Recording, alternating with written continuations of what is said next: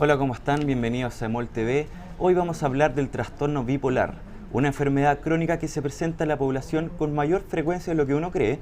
Y para conocer sus características y cómo llevar adelante un buen tratamiento de esta patología, nos acompaña el doctor Juan Pablo Undurraga, psiquiatra de la Clínica Alemana. Bienvenido a EMOL TV, Juan Pablo. Muchas gracias. Bueno, doctor, ¿qué es el trastorno bipolar? ¿Cómo nos podría explicar esto? Bueno, el trastorno bipolar es una enfermedad que afecta principalmente el ánimo, y afecta principalmente el ánimo en dos polos, tanto el polo como maníaco, que se llama, que es la euforia, que es el aumento del ánimo, el aumento de la energía, y la depresión, que son los síntomas que todo el mundo conoce. Ahora, afecta principalmente el ánimo, pero también afecta a otras esferas, porque las personas que tienen estos síntomas presentan también una alteración de su funcionalidad, es decir, de su capacidad de trabajar o a veces incluso de relacionarse con los otros. Es una patología común, sobre todo acá en Chile. ¿Qué me puede contar de eso?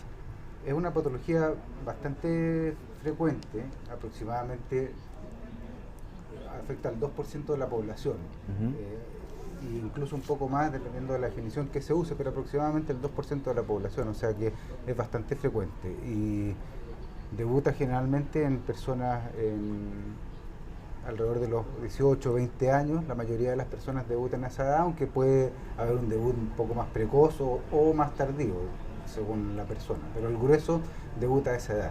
¿Y cuáles son, para que quede más claro, cuáles son esas señales de alerta a las que hay que estar atentos?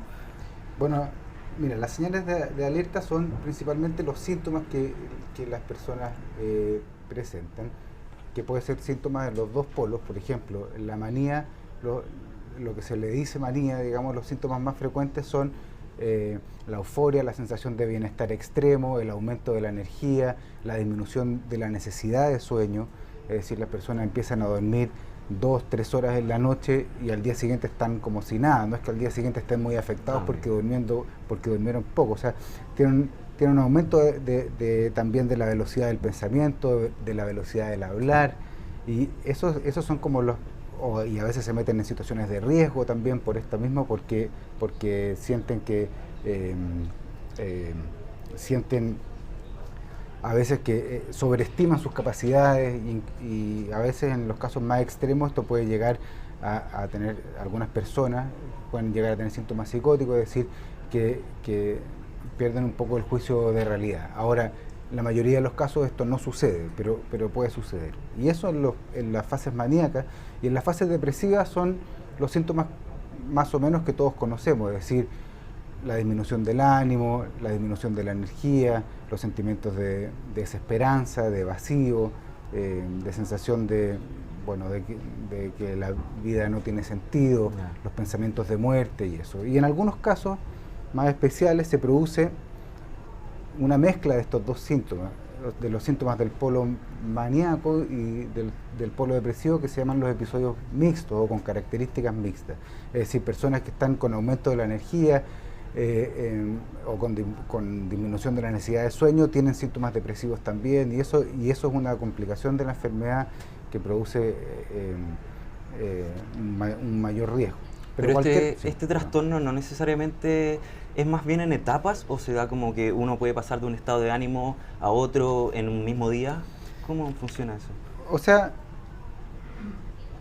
mira, yo creo que la mayoría de las personas confunde el trastorno bipolar con la inestabilidad del ánimo, con la impulsividad, con esas cosas. Entonces le llaman trastorno bipolar a cualquier persona que es cambiante, que es inestable, pero en realidad el trastorno bipolar propiamente tal va por fases, es decir, fases de aceleramiento, fases de depresión o fases mixtas. Y en algunas personas, pero esto es algo más inusual, las personas tienen cambios bruscos que pueden incluso ser dentro del día, pero esto es poco frecuente. ¿Cuál es el tratamiento en aspectos generales que hay que realizar? Esa es una muy buena pregunta. El tratamiento en general, como la mayoría de las enfermedades mentales, es un tratamiento que es integral, o sea que incluye tanto aspectos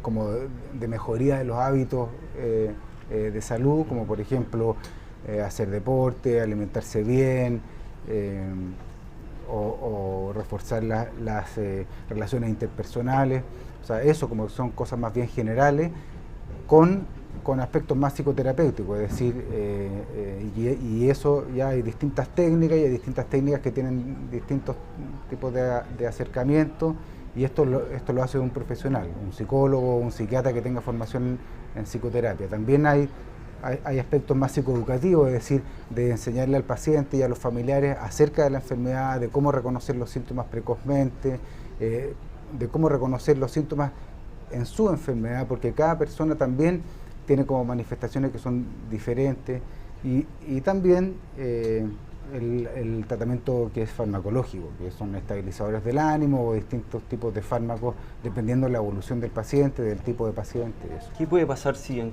no se hace un tratamiento?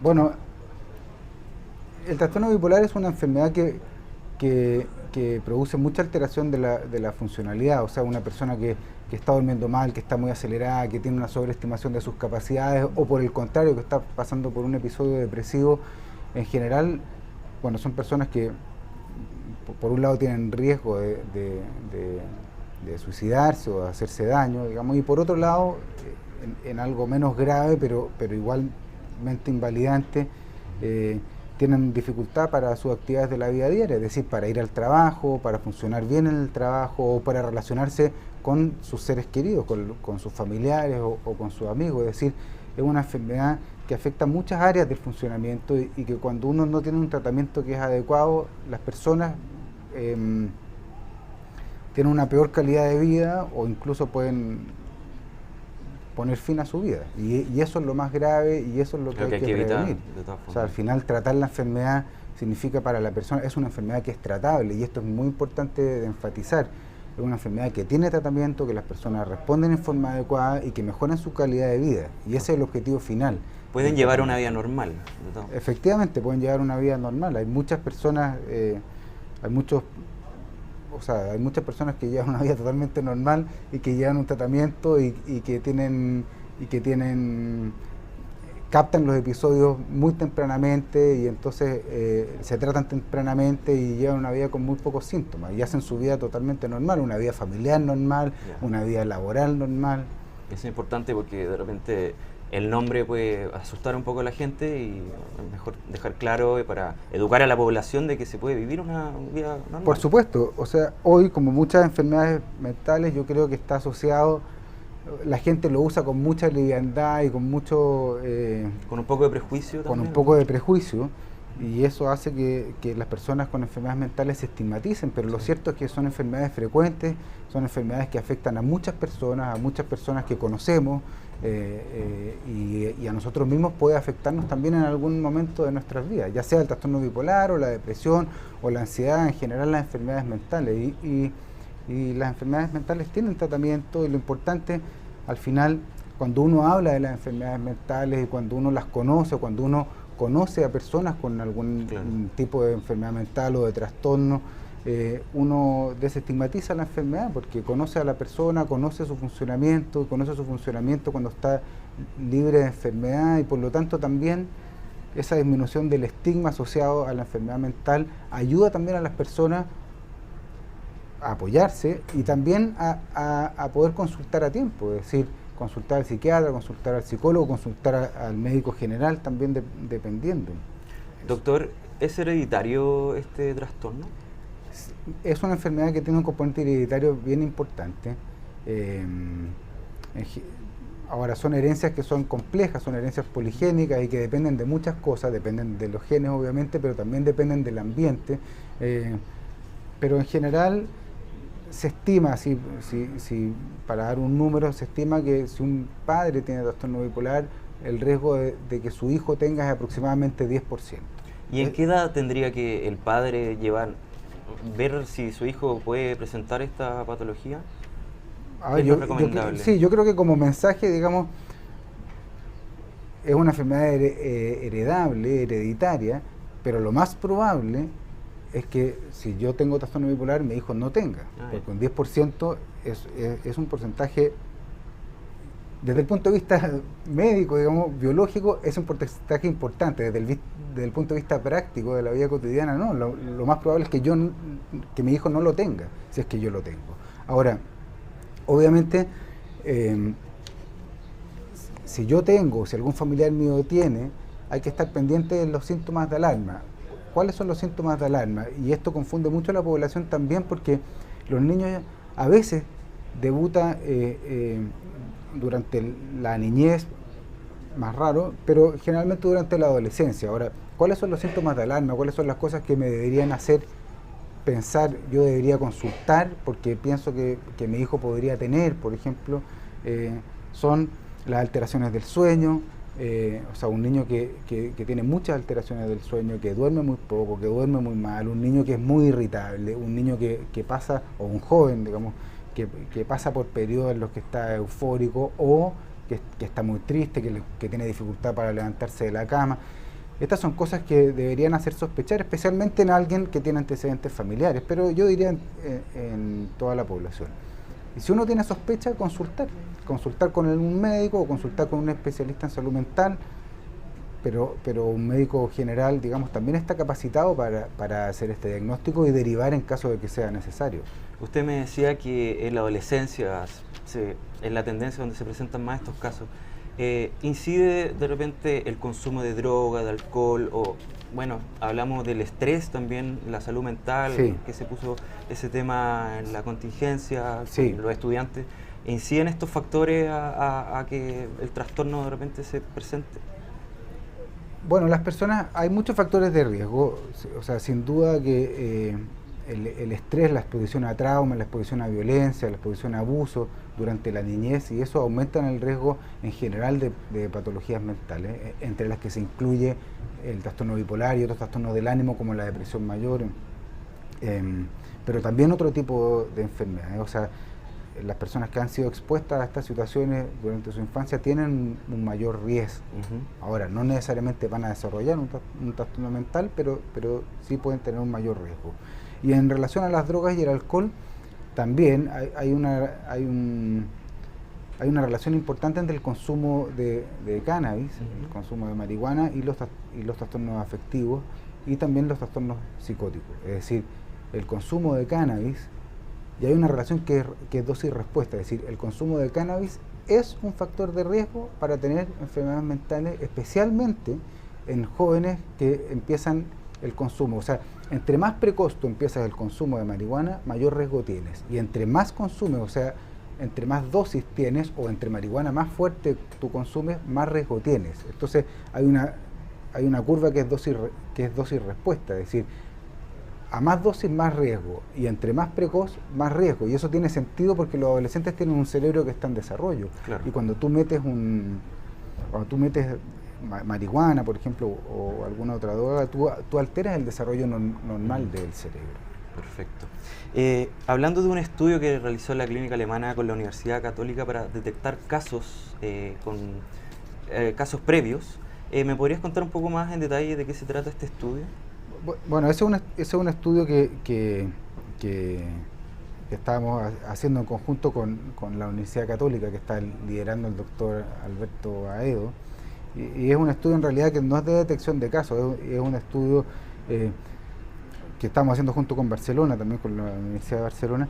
Es un estudio de ciclación rápida, que es un tipo de curso de la enfermedad, es decir, son personas que tienen más episodios en un mismo año, y son personas y por lo tanto son un poquito más resistentes al tratamiento, y por lo tanto el tipo de abordaje es diferente. Es más complejo. Sí. Ahora, en relación a los estudios, y aquí hay algo súper importante, en este país se hacen bastantes estudios sobre estos temas, sobre los temas de salud mental, pero de medicina en general, y se hacen muchos estudios colaborativos entre distintas instituciones, y eso es un tema que es muy importante y es lo único que permite que haya un desarrollo real, digamos, del conocimiento.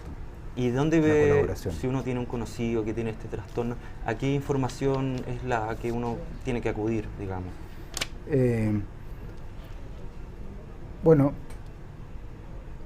una alternativa es consultar al médico de atención primaria, es decir, al médico del consultorio o al médico general, digamos, si te atienden en el privado también, del consultorio Claro. privado.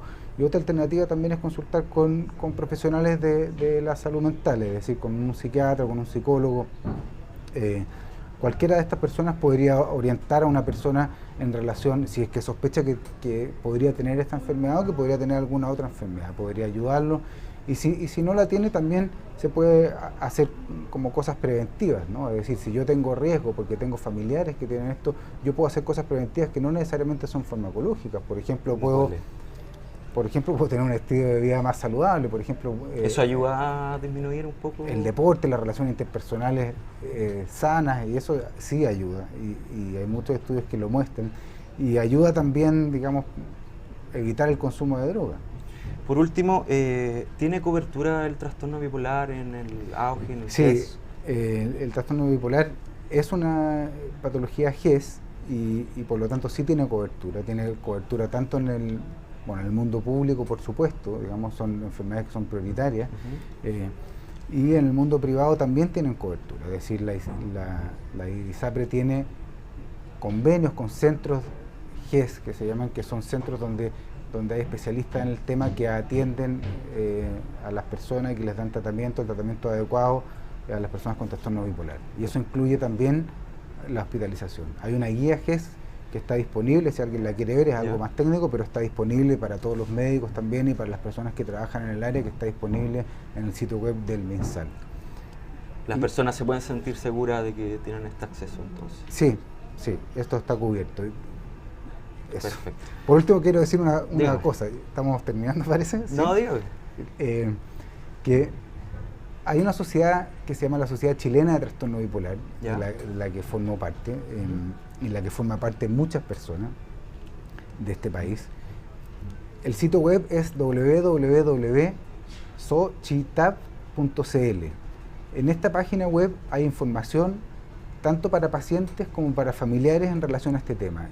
Y hay información y además hay links para otros sitios web con más información. O sea, cualquier persona que quiera saber más sobre este tema, interiorizarse un poco más, o interiorizarse, o saber cuáles son las actividades que se están haciendo actualmente, se puede meter en esta página. La voy a repetir por si no, por favor, es www.sochitab, Sociedad Chilena de Trastorno Bipolar, .cl.